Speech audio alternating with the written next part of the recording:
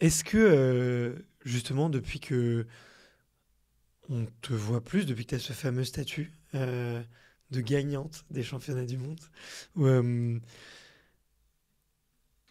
certaines athlètes viennent te voir justement pour des spécificités que peuvent avoir les athlètes de haut niveau féminines.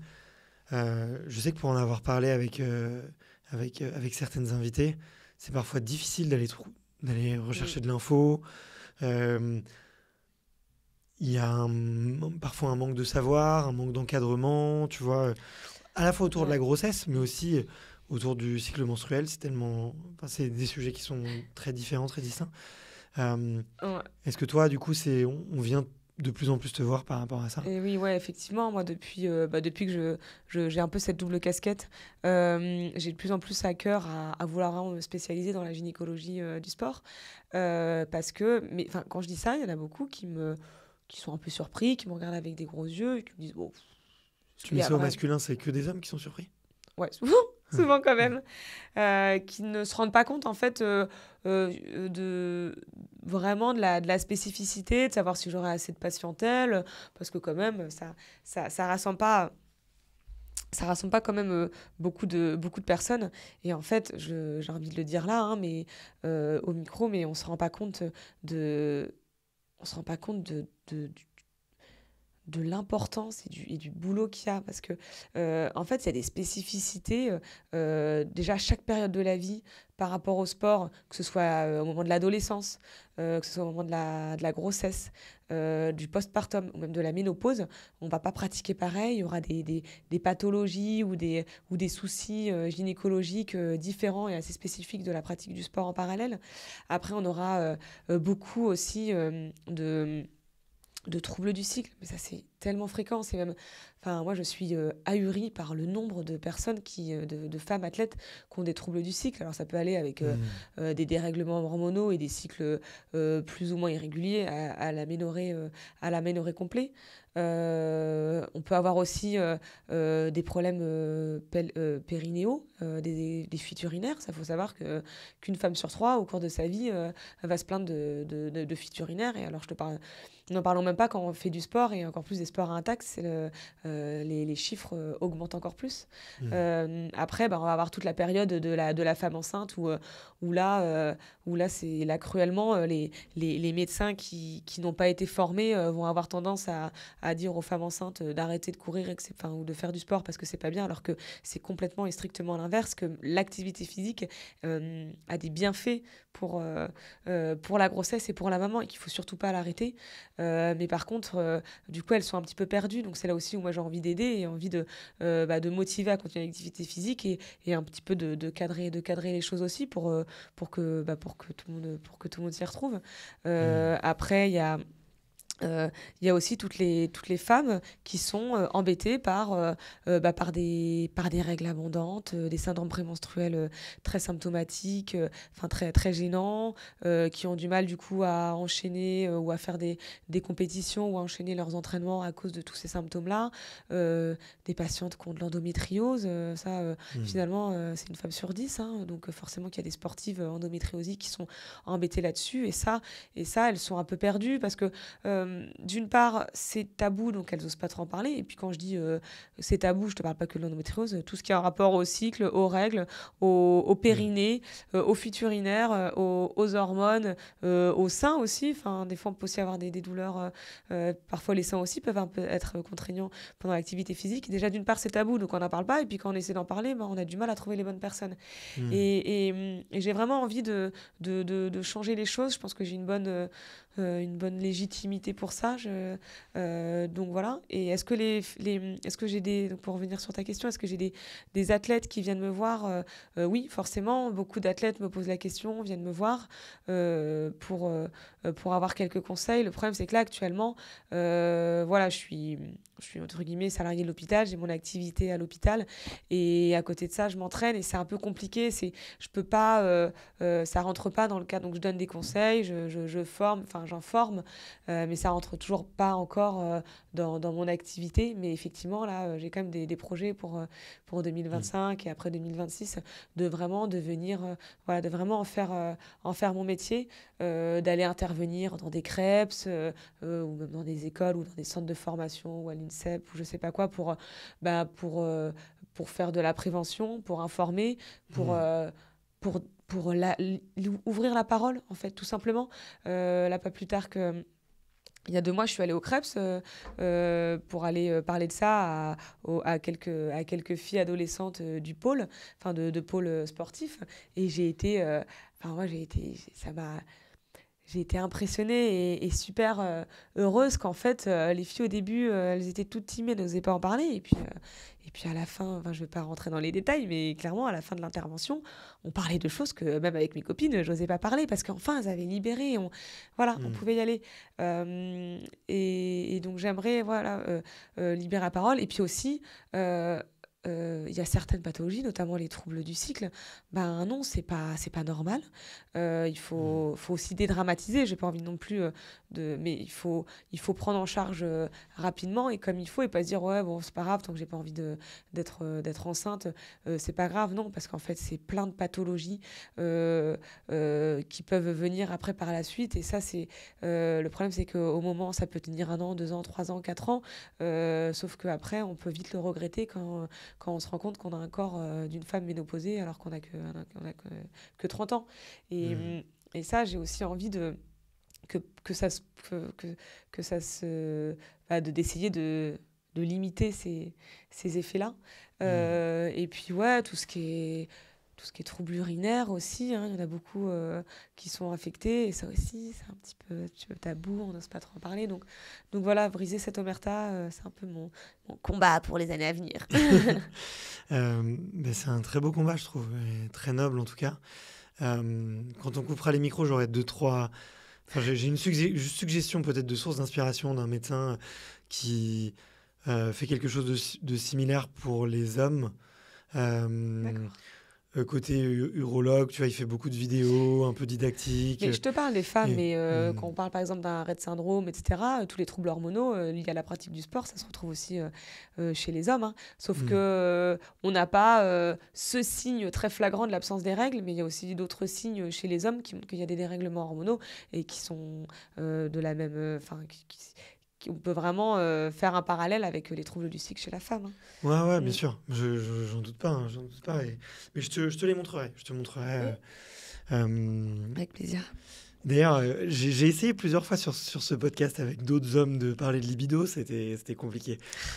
Mais, Ah, l'ego des hommes. mais Alors que ouais, les femmes, elles arrivent plus à en parler, ouais, des possible, troubles. possible. Ouais, bah, la libido, Les hommes, c'est fragile, hein. C'est vrai que, tu vois, euh, une fois, j'ai eu un pote là, qui a commencé un peu à s'ouvrir sur ça à moi, tu vois, et il me dit, ouais, mon manque de libido, voilà, tu vois, les gens vont comprendre ce qui peut se cacher derrière. C'est beaucoup dû au sport. Ils s'entraînaient pour justement monter, monter en distance. Ils voulaient apprendre à faire un 100 km. Plus de libido, il n'y arrivait plus. Et je lui dis, mais on est en groupe de potes, pourquoi tu l'as pas dit, tu vois? Et il dit, bah, tout le monde dit oui, moi pas de problème, tout va bien et tout. Et je lui dis, et toi, t'as dit quoi à ce moment-là? Bah, ouais, j'ai dit, tout va bien, pas de problème. Je dis, bah, ça se trouve, tout le monde. Ouais, voilà. on fait tous 2 heures de sport par jour, tu vois, ce que tu dis, en fait, peut-être qu'il y a un autre gars qui le Ouais, pense ouais. autour de la table, quoi. C'est Donc, exactement ce que j'ai ressenti quand je suis allée, comme je te dis, voir ces jeunes du pôle.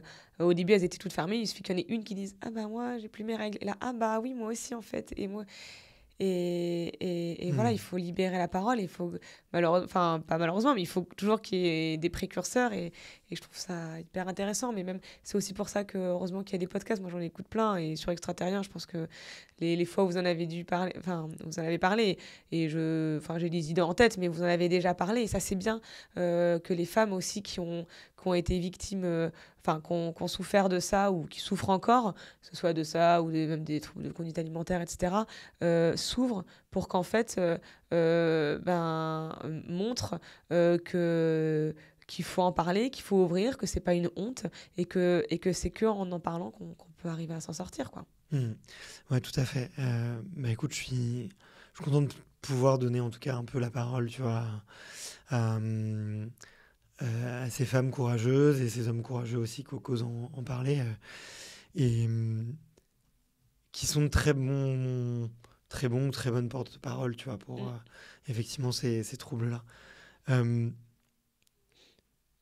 Mais attention, ça ne concerne pas que les athlètes de haut niveau, hein, ce que je Ouais, dis, hein. exactement, Ça exactement. concerne tout le monde. Exactement. Et c'est pour ça que tu vois, je suis content que des championnes et des champions puissent en parler. C'est que ça désacralise. Oui, et puis on est Mm. vu, les championnes et les champions sont vus comme un peu comme des idoles et des sources d'inspiration. Donc si même leurs sources d'inspiration ont les mêmes problèmes qu'elles, là, effectivement, ça donne tout son sens, ouais. Enfin, d'en parler.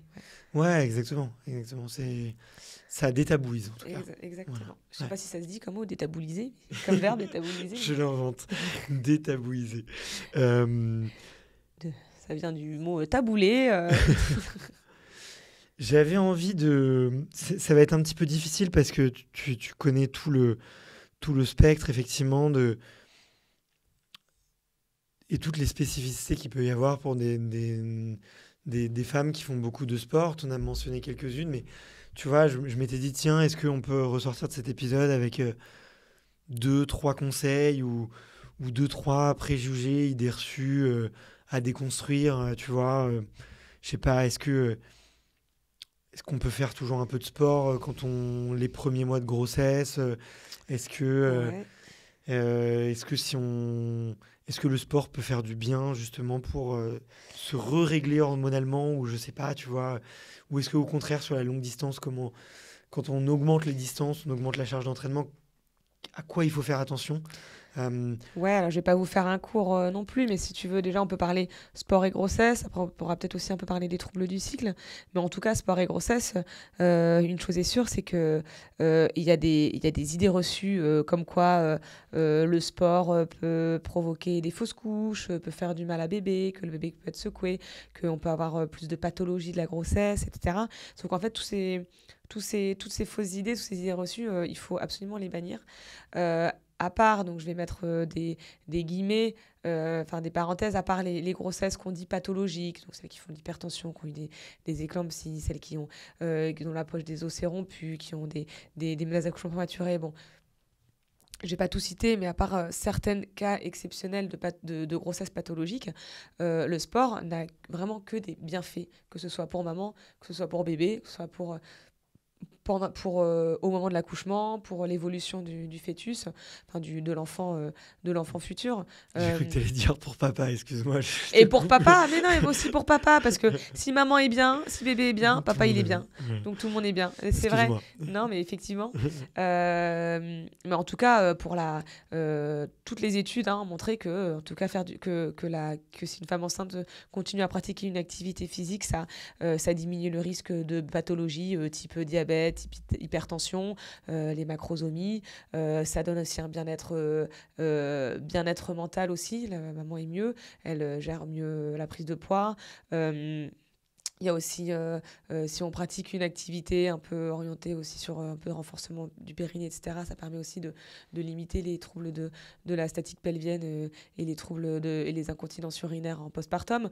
Bébé, lui, on voit que le développement d'un fœtus, d'un bébé, d'une femme sportive enceinte va être tout à fait, va être bien mieux que qui va avoir beaucoup moins aussi du coup, de pathologies, moins de macrosomie, etc. On a même des études qui montrent que les enfants issus de mamans qui ont pratiqué une activité physique pendant leur grossesse ont un meilleur développement cognitif, un meilleur apprentissage du langage, un meilleur apprentissage moteur. Ils ont aussi moins de maladies cardiovasculaires ou métaboliques. Ils ont moins aussi d'allergies, etc. Donc ça, c'est vraiment des études qui ont été montrées. Donc non, moi, j'encourage vraiment toutes les femmes à continuer l'activité physique. Après, je peux comprendre que c'est compliqué parce que bien sûr, il faut adapter à la grossesse. Alors attention, parce qu'on peut quand même faire beaucoup, hein, on peut quand même faire beaucoup quand on est enceinte. Faut juste savoir s'écouter, savoir s'arrêter quand on a quelques signes qui montrent que, voilà, que quelque chose ne va pas. Je sais pas, des contractions, des pertes de sang, des pertes de liquide, une sensation de malaise. Il faut savoir arrêter. Quelques petites consignes aussi à respecter, c'est de pas aller sous la chaleur, quand il y a de la canicule, plutôt y aller à la fraîche le matin ou le soir. Toujours bien penser à s'alimenter, bien penser à s'hydrater aussi. Et effectivement, je ne vais pas aller conseiller d'aller faire des sorties longues en montagne de 4-5 heures, mais continuer à pratiquer une activité d'endurance 1 heure par jour, voire même 2 heures par jour, pourquoi pas, en début de grossesse, avec toujours un petit jour de repos dans la semaine, associé à des activités de musculation, de renforcement, et même la HAS et puis le gouvernement, a montré, il y avait quelque chose qui avait été fait sur sport.gouv qui montrait que même les athlètes de haut niveau peuvent continuer à faire des efforts un peu plus intensifs, hein, des fractionnés. Par exemple, si tu fais de la course à pied, si tu dépasses pas 90% de ta FFC max, bon, ils ont pris 90% parce qu'il faut toujours prendre un cut-off. Mais voilà, tu peux quand même faire du fractionné, quand même te pousser un petit peu plus. Tu vas plutôt, par contre, on va dire, diminuer de moitié le temps que tu aurais fait par exemple sur des fractionnés. Je sais pas si tu avais l'habitude si ce moment-là tu voulais faire un 10 fois 2 minutes, tu feras peut-être que 10 fois 1 ou 5 fois 2, tu vois, tu vas diminuer et puis aller peut-être un peu moins de façon intensive, mais il faut pas avoir peur aussi de pousser un petit peu. Tant que la grossesse se passe bien, tant que tu n'as pas de signes, tu peux y aller. Après, en fin de grossesse, on va peut-être privilégier la natation ou la marche parce que juste de façon mécanique, avoir un gros ventre, c'est pas très pratique. Mais la Et par exemple, continuer à faire de la randonnée, c'est très bien. Tu peux même courir en montée, descendre en télécabine, etc. en montagne. Ça peut se faire aussi. Pratiquer le vélo si tu arrives à adapter la selle. Voilà, il y a toutes ces choses-là qu'on peut faire. Donc voilà, moi j'invite vraiment à pas... Si jamais votre médecin vous dit qu'il faut arrêter, essayez d'aller vous rapprocher peut-être de quelqu'un d'autre. Mais n'arrêtez pas la course à pied parce que en pensant que c'est mieux pour votre bébé, parce que non seulement c'est pas ça, et en plus ça peut même être moins bon, ça peut même être être moins bon pour la santé de bébé et la vôtre aussi. Donc voilà, je pense que j'ai un peu fait le tour sur la femme enceinte, sur les idées reçues. Mais non, Après, moi j'ai tellement entendu pendant la grossesse de la mère de mon fils que il fallait arrêter tout sport, hein. Et je sais qu'on a vu, elle a dû voir plusieurs gynécologues justement pour avoir un autre avis, tu vois, de quelqu'un qui lui a dit non, mais il y a plein de choses que vous pouvez faire. Il y a juste à regarder dans la littérature, il n'y a pas une étude qui a montré que faire du sport, ça avait augmenté tel risque de pathologie. Ou alors si vous trouvez une étude là-dessus, je veux bien la voir parce qu'à mon avis, elle doit être biaisée et mal réalisée. Mais non, que des bienfaits. Après, c'est toujours le problème des femmes enceintes. On a l'impression que c'est des petites choses fragiles. Et puis éthiquement, c'est très difficile de faire des études sur des femmes enceintes. Il y a trop d'enjeux et trop de risques. Donc c'est pour ça qu'on n'a pas assez de recul. Mais là, voilà, on est en 2024. On peut quand même avoir les connaissances pour facilement maintenir le discours que je dis, que je suis en train de dire que voilà, qu'il faut pas arrêter l'activité physique, il faut continuer à poursuivre l'activité physique, ouais. Même avec un léger impact, comme courir. Oui. Ok. Ouais, ouais. Alors par contre, bah, si la patiente va me dire bah, je cours, mais par contre je me fais pipi dessus à chaque fois. Parce qu'en fait, l'impact, c'est pas pour le bébé. Hein. Le bébé, lui, dans une poche, il est dans une poche, dans l'eau, il n'a pas de souci et ça va pas avoir Hmm. d'atteinte. Quand on dit qu'il faut limiter les sports à impact, c'est surtout pour le périnée en fait. Hein. Donc si effectivement il y a eu des antécédents de troubles du périnée ou de prolapsus, ou que si à chaque pas elle se fait pipi dessus, alors qu'elle est enceinte, le retour va être un Hmm. peu compliqué parce qu'en plus à cela s'ajoute bah, au fur et à mesure de la grossesse, le poids va augmenter, il y aura l'accouchement, donc le postpartum, si la rééducation est moins bien faite, effectivement dans les années qui suivent un accouchement, ça peut être compliqué. Mais s'il n'y a pas de symptômes et que si elle fait des exercices, etc., non, il n'y a pas de crainte. Ok.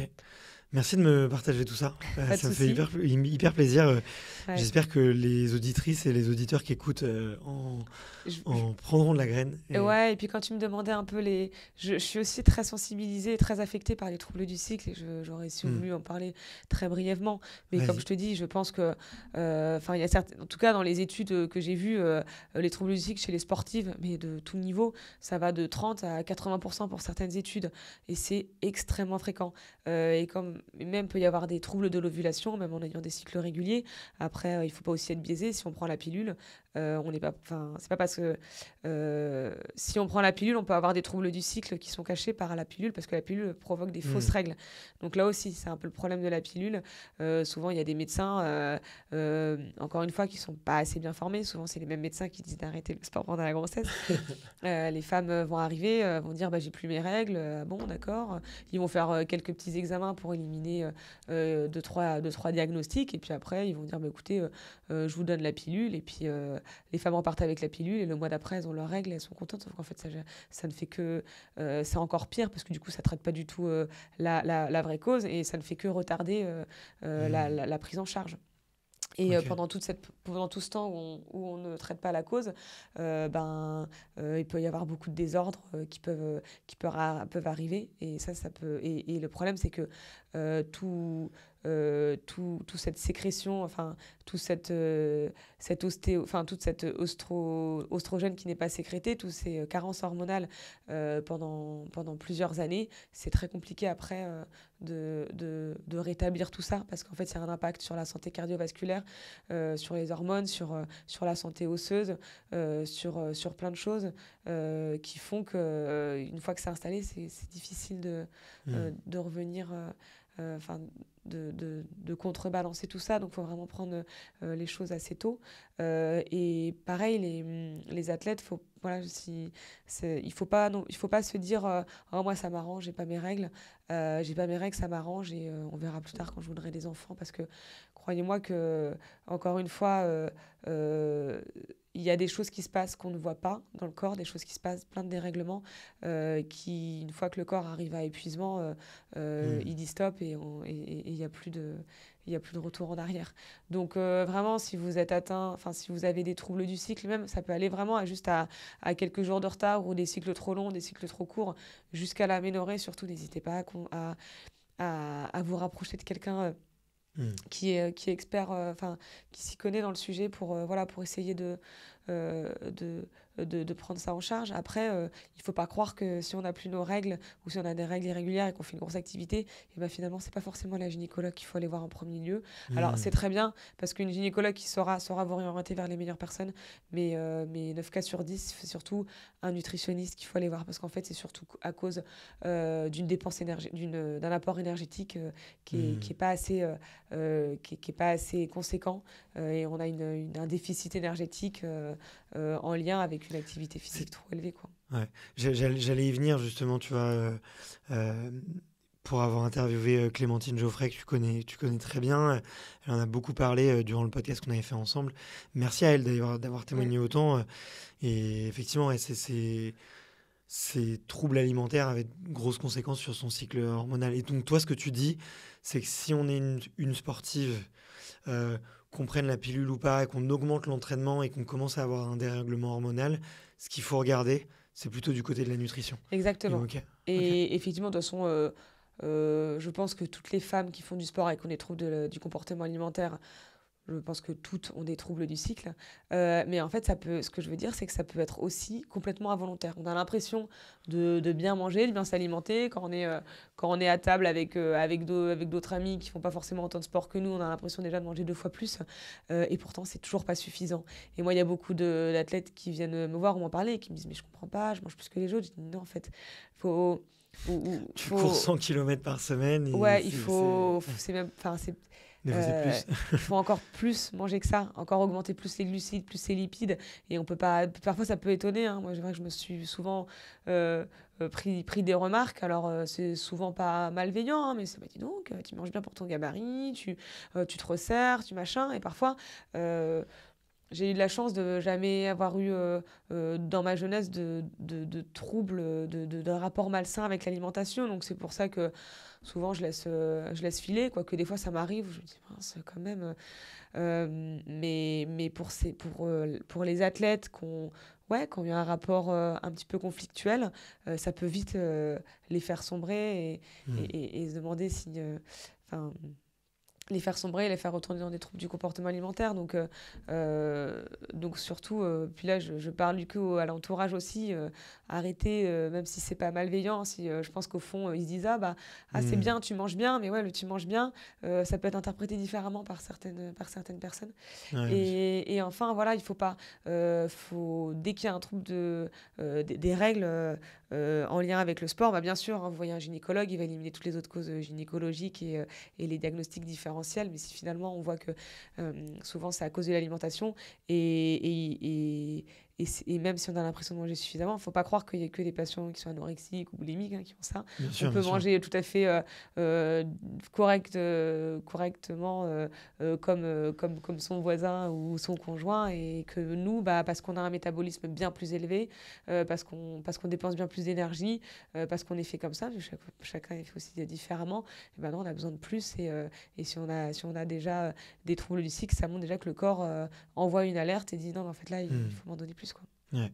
Bon, petite aparté d'homme à homme, à tous les auditeurs, ne faites jamais J'ai cru de que tu allais me parler à remarques. moi, d'homme à homme, j'étais là, ouais, vas-y, dis-moi Bart, d'homme à homme. Non, mais, messieurs qui nous écoutez, ne faites jamais de remarques sur ce que mange une femme ou même sur son corps, tout simplement. Ne le faites pas, que ce soit votre mère, votre sœur, votre fille, votre cousine, votre copine ou même une inconnue. Et comme je dis, même si c'est ça peut paraître une bonne intention, on ne sait pas sur qui, ouais. dans quelle oreille ça peut tomber. Et croyez-moi que la plupart du temps, il y a des rapports un peu compliqués et souvent c'est mal interprété. Voilà, dis donc tu manges bien, ça peut paraître pas malveillant, mais finalement, je pense que ça peut, Ouais, ça fait des ça peut dégâts. tourmenter. Ouais, Ça fait des dégâts, ouais. complètement. Et peut-être que les hommes, on y est un petit peu moins, on y est beaucoup moins sensible. Et on a tendance à oublier effectivement que le corps de la femme est très sexualisé, instrumentalisé dans nos sociétés et que que ce soit via les Ouais. pubs, les films et tout, et que déjà, il y a bien assez d'agressions Et psychologiques puis je trouve qu'il y a pour aussi en faire d'autant plus. beaucoup d'injonctions parce que on va penser que quand on dit dis donc une personne qui est assez fine et puis qui prend un peu de poids, on va dire c'est bien, t'as l'air en forme, t'as l'air d'avoir t'as des bonnes joues par exemple, on va croire que c'est une bonne enfin une sorte de compliment, sauf que la femme peut très mal le prendre en disant mince, ça veut dire quoi, j'ai pris du poids, ça se voit. Et en fait dans le sens inverse aussi, on va dire dis donc t'es affûté, et ça je trouve ça encore pire, le t'es affûté, ça se voit, t'es sèche, t'es bien prête, t'as fait un bon entraînement.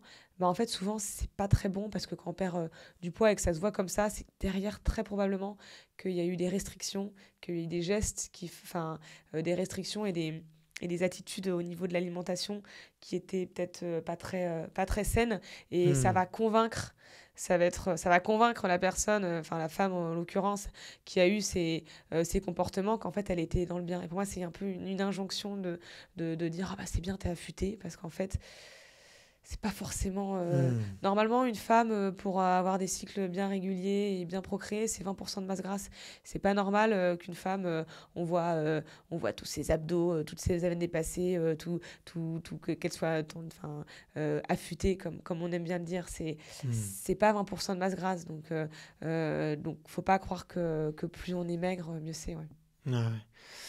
Donc voilà, petit message passé, Oui, mais merci d'avoir passé ce message. pas de remarques. Et d'ailleurs, sur les hommes aussi, en fait, on a tous une relation Oui, très intime avec l'alimentation, exactement, très les hommes. personnelle.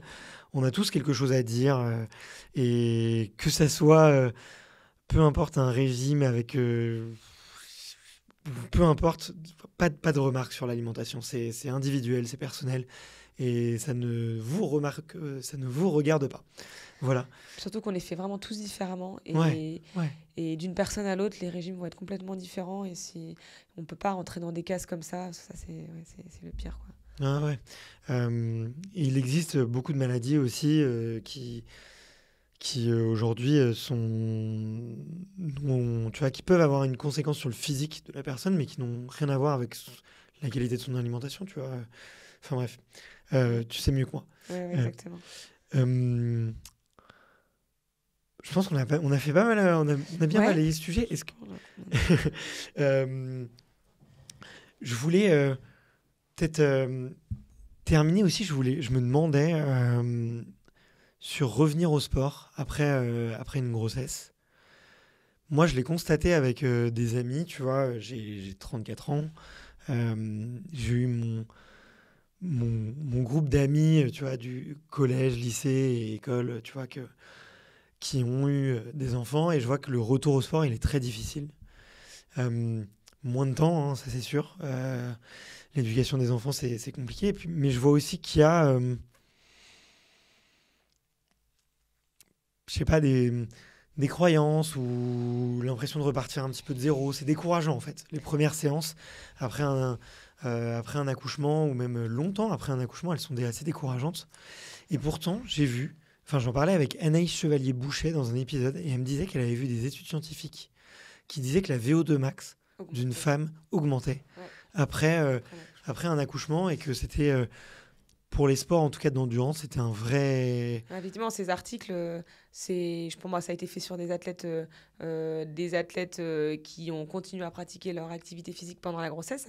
Mais effectivement, mais après, ça se comprend très bien. Pendant la grossesse, qu'est-ce qui se passe? Tu as des gros changements vasculaires où tu vas avoir une densité sanguine plus élevée. Tu auras une plus grosse, un cœur plus gros du coup pour donner, enfin, je vais vulgariser, hein, mais pour donner plus de sang à Hmm. maman et au bébé. Tu vas avoir une augmentation de poids. Donc, si tu t'entraînes là-dessus, bien sûr, tu vas te faire une plus grosse musculature. Et puis, du coup, le sang, voilà, les capacités cardiovasculaires vont être un petit peu plus élevées. Tu as une énorme sécrétion d'œstrogène, d'hormones. Donc, l'œstrogène, ça a un effet anabolisant musculaire. Donc, en fait, tu vas te former aussi plus en muscle. Donc, effectivement, ça se comprend bien qu'on a une VO2 plus élevée. Après, ce que tu me dis, c'est qu'on a l'impression de Mais repartir à pour zéro. ça, sur ces études, c'est des femmes qui ont continué d'avoir Exact. d'une Ouais, activité ouais. physique pendant la Bien grossesse. sûr, oui. Ok. Oui, oui.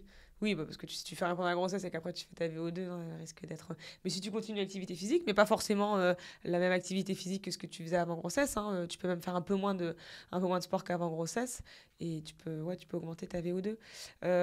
En tout cas, il y a d'autres études qui montraient que sur les athlètes, notamment des hauts niveaux, en fait, tu peux très bien revenir à ton plus haut niveau après une grossesse.